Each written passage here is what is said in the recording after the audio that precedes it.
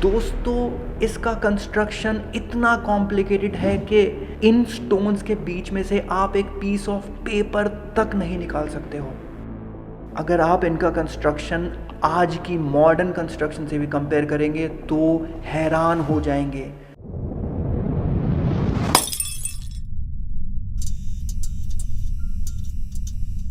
दोस्तों आप कभी कभी सोचते होंगे कि इतनी पुरानी लैंग्वेजेस जैसे कि एंशियंट इजिप्शियन लैंग्वेज आजकल के आर्कियोलॉजिस्ट कैसे समझ पाते हैं। दोस्तों दरअसल जो आप चीज़ अभी देख रहे हैं इसे बोलते हैं रोजेटा स्टोन। दरअसल इस स्टोन में एंशियंट इजिप्शियन लैंग्वेज ट्रांसलेट की गई है पूरी एंशियंट ग्रीक लैंग्वेज में। और जिस टाइम पर यह स्टोन मिला था तब एंशियंट ग्रीक लैंग्वेज बोलने वाले लोग मौजूद थे। इसी की वजह से आज हम एंशियंट इजिप्शियन समझ पाते हैं। पर दोस्तों ऐसी बहुत सारी लैंग्वेजेस हैं जो पास्ट में कहीं खो गई हैं, जैसे कि हमारी भारतीय इंडस वैली सिविलाइजेशन। ऐसी ही एक मिस्टीरियस सिविलाइजेशन है जिसको बोलते हैं इनकन सिविलाइजेशन। ये सिविलाइजेशन बहुत ही मिस्टीरियस थी और इन्होंने एक इंजीनियरिंग मार्वल जैसे कि माचू पिचू भी बनाया था। दोस्तों माचू पिचू दुनिया के 7 वंडर्स में से आता है। इनकन सिविलाइजेशन इतनी सोफिस्टिकेटेड थी, इन्होंने बहुत ही कॉम्प्लिकेटेड इंजीनियरिंग रोड्स और ब्रिजेस बनाए थे, पर फिर भी इनकी कोई रिटन लैंग्वेज नहीं मिल पाई है। क्या आपको लगता है कि इतने एडवांस्ड सिविलाइजेशन बिना रिटन लैंग्वेज के रह सकते थे?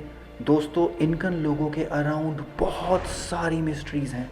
आइए आपसे कुछ मिस्ट्रीज शेयर करते हैं। जिस डिवाइस को आप अभी अपनी स्क्रीन पर देख रहे हैं इसे बोलते हैं खीपू। खीपू दरअसल धागों से बना हुआ एक डिवाइस है जिसमें छोटी छोटी नॉट्स होती हैं। दोस्तों अगर रीसेंट रिसर्चर्स की माने तो ये डिवाइस से इनकन लोग कम्युनिकेट करते थे। जी हाँ दोस्तों, जैसी फोनेटिक लैंग्वेज में कम्युनिकेट करने की हमें आदत है, ज़रूरी नहीं है कि रिटन लैंग्वेज वैसी ही हो। आपने बहुत सारी साइंस फिक्शन मूवीज़ में देखा होगा कि रिटन लैंग्वेज बहुत डिफरेंट तरीके से कम्युनिकेट हो सकती है। तो दोस्तों खीपू डिवाइस में माना जाता है कि जितनी नॉट्स होती थी वो नॉट्स वर्ड्स को रिप्रेजेंट करते थे और उन्हीं वर्ड्स के ज़रिए इनकन लोग कम्युनिकेट करते थे। दोस्तों इसको देखकर आपको किसी साइंस फिक्शन मूवी की याद नहीं आ रही है? ये इलोंगेटेड स्कल्स तो आपने बहुत सारी पिक्चर में देखे होंगे। ऐसे ही elongated skulls Machu Picchu site पर मिले हैं। कई लोग मानते हैं कि ये स्कल्स बचपन से ही राजशाही बच्चों में तैयार किए जाते थे जिससे कि वो बच्चे हमेशा डिफरेंट लगें। पर दोस्तों एक बात सोचिए, ऐसे स्कल्स हमें पूरी दुनिया में मिलते हैं, चाहे वो साउथ अमेरिका के इनकन सिविलाइजेशन हो या इजिप्ट की इजिप्शियन सिविलाइजेशन। दोस्तों एक बात सोचिए, उस ज़माने में इजिप्ट और साउथ अमेरिका में कोई ट्रैवल पॉसिबल नहीं था, फिर भी वो एक जैसा कल्चर कैसे फॉलो कर रहे थे? क्या वो किसी सेम सोर्स को फॉलो कर रहे थे? दोस्तों ये सोचने वाली बात है कि अगर वो किसी सेम सोर्स से इंस्पिरेशन ले रहे थे तो वो सोर्स कौन था? दोस्तों माचू पिचू कुछ 2400 मीटर ऊपर करीब 1450 एडी में बनाया गया था। दोस्तों ये इतनी ऊंचाई पर है कि आपके रेफरेंस के लिए ये मसूरी और शिमला से भी ज़्यादा ऊंचाई पर मौजूद है। उस टाइम पर इनकन लोगों के पास केवल ब्रॉन्ज टूल हुआ करते थे। साइंटिस्ट्स आज तक समझ नहीं पाए हैं कि केवल ब्रॉन्ज टूल का यूज़ करके वो 50 टन वजनी स्टोन इतनी ऊपर माउंटेन पे कैसे ला पाए थे। दोस्तों इसका कंस्ट्रक्शन इतना कॉम्प्लिकेटेड है कि इन स्टोन्स के बीच में से आप एक पीस ऑफ पेपर तक नहीं निकाल सकते हो। अगर आप इनका कंस्ट्रक्शन आज की मॉडर्न कंस्ट्रक्शन से भी कंपेयर करेंगे तो हैरान हो जाएंगे। इन्होंने कुछ चीज़ें ऐसी अचीव करी हैं जो आज की इंजीनियरिंग में भी इम्पॉसिबल हैं। दोस्तों माना जाता है कि एक राजा जिसका नाम पाशाकुटी था, उसने माचू पिचू कंस्ट्रक्शन करवाया था। इस राजा के बारे में एक बहुत ही इंटरेस्टिंग कहानी मशहूर है। माना जाता है कि एक बार ये दुश्मनों से पूरा घिर गया। इसके सैनिक ऑलमोस्ट हार मान चुके थे। एक दिन शाम को ये हारी हुई हालत में लेक के पास बैठा कुछ सोच रहा था। तभी इसने देखा कि आसमान से एक बहुत ही मिस्टीरियस चीज़ एक लेक में गिरी है। जब इसने वो चीज़ लेक से निकाली तो इसको दिखा कि वो एक मिरर है, एक शीशा।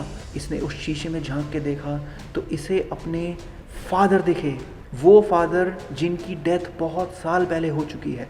और इसके फादर ने इसको बोला कि तुम जिंदगी में कभी कोई जंग नहीं हारोगे। दोस्तों, उसी शाम इसने दोबारा अपने दुश्मनों पे आक्रमण किया और बोला जाता है कि जंग में पत्थर अपने आप उड़कर इसकी हेल्प कर रहे थे, जैसे कि मानो वो दुश्मनों पे एक तोप का गोला दाग रहे हों। हालांकि ये कहानी की कोई पुष्टि नहीं की जा सकती और ये सिर्फ एक दंत कथा ही है। पर साइंटिस्ट्स को इतने बड़े राजा का टूम्ब आज तक नहीं मिला है।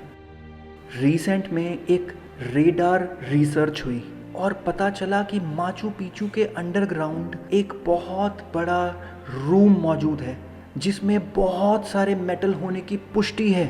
उस रूम तक जाने का रास्ता देखिए कैसे पत्थरों से ब्लॉक कर दिया गया है। दोस्तों, पत्थरों से इस रूम में जाने का रास्ता क्यों ब्लॉक किया गया? वो किस चीज को छुपाना चाहते थे? क्या इसी में उस राजा का मकबरा है? क्या इसमें उस राजा के साथ बहुत सारा गोल्ड या सिल्वर है? या फिर क्या इसी में उस राजा के साथ वो जादुई मिरर मौजूद है? अभी तक किसी को पता नहीं चल पाया है। दोस्तों, माचू पिचू इतनी बड़ी साइट है पर आज तक किसी आर्कियोलॉजिस्ट और साइंटिस्ट को इसको बनाने का रीज़न नहीं समझ में आ पाया है। कई लोग बोलते हैं कि यहाँ पे क्रॉप टेस्टिंग हुआ करती थी, कई लोग बोलते हैं कि यहाँ पे राजशाही लोग हॉलीडे मनाने आते थे, पर कई लोग ये भी बोलते हैं कि यहाँ पर मकबरे होते थे और सिर्फ राजशाही लोगों को दफनाया जाता था। दोस्तों, माना तो ये जाता है कि माचू पिचू में करीब 750 लोग रह सकते थे, पर यहाँ पर केवल 200 स्केलेटन ही मिल पाए हैं। और साइंटिस्ट ये सोचकर परेशान है कि इतने सारे लोगों के स्केलेटन कहाँ गए। इसकी कंस्ट्रक्शन भी बहुत ही अजीब है। कई मंदिर हैं और कई मकबरे नुमा बिल्डिंग। कई लोग ये भी मानते हैं कि दरअसल माचू पिचू एक बहुत ही एंशिएंट साइट है और ये किसी और पुरानी एंशिएंट सिविलाइजेशन की साइट हुआ करती थी, लेकिन इसको इनका लोगों ने सिर्फ यूज़ किया है। दोस्तों, इनका लोग इतने मिस्टीरियस थे कि इनके बारे में आप जितना जानेंगे आप उतना उलझते जाएंगे। इनकी कोई रिटन लैंग्वेज ना मिलना, इनका माचू पिचू जैसे विशाल और कॉम्प्लिकेटेड साइट को कंस्ट्रक्ट करना और अभी रिसेंटली खीपू जैसे कॉम्प्लिकेटेड डिवाइस का मिलना। दोस्तों, आप बने रहिए हमारे साथ। आगे आने वाले वक्त में हम आपको माचू पिचू के बारे में और हैरान करने वाली जानकारी देते रहेंगे।